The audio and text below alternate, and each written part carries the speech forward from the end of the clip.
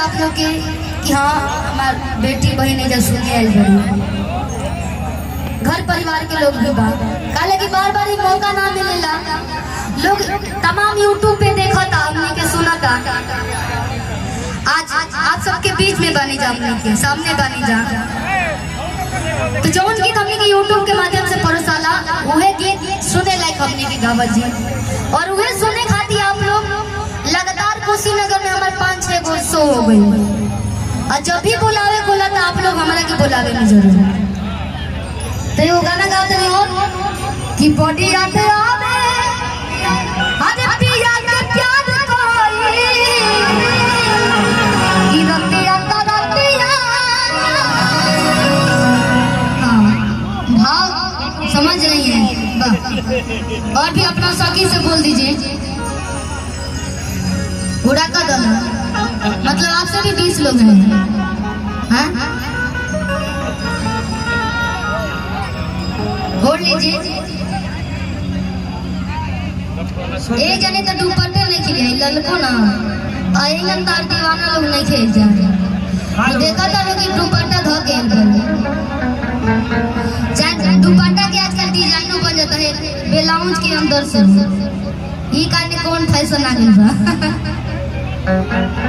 कि बॉडी याद आवे हरे पिया के प्यार कोई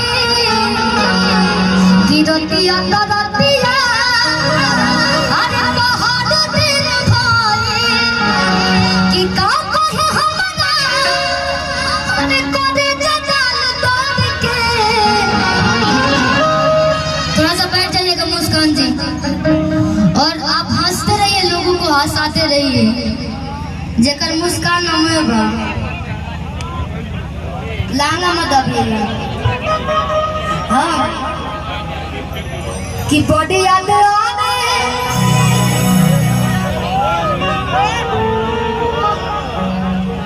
कि रतिया का रतिया अरे पहाड़ दिल भाई कि का कहे हमरा कोदे जजाल तोड़ के। अच्छा एमन से केहू के शादी भइल बा कि ना? हां नहीं के भइल कुंवार बड़लो सब लोग हैं ये कहा थे मेरे बॉयफ्रेंड घरे पर हैं तबे कहा थे घूंघट काटे में काहे परेशानी होता अब के होता तो कि बॉडी याद आवे अरे पिया के प्यार कोई कि रतिया का रतिया अरे पहाड़ दिल भाई चलिए एक आदमी ओनियो मोड़ जा और अंकल जी इतना प्रेम से देखते हैं ना। हां वो ये लोग देखे वहां के अरे जी भैया पहले लोग तनी भोजपुरी अश्लीलता के कारण ना सुनत रहा लेकिन अब वो लोग भी मोबाइल बजा देता सुनता सारा गाना कि का कहे हमरा अरे कोदे जजाल कि का कहे हमरा अरे कोदे जजाल दिल वाले बइले हो दिल वाले बइले ना जाबू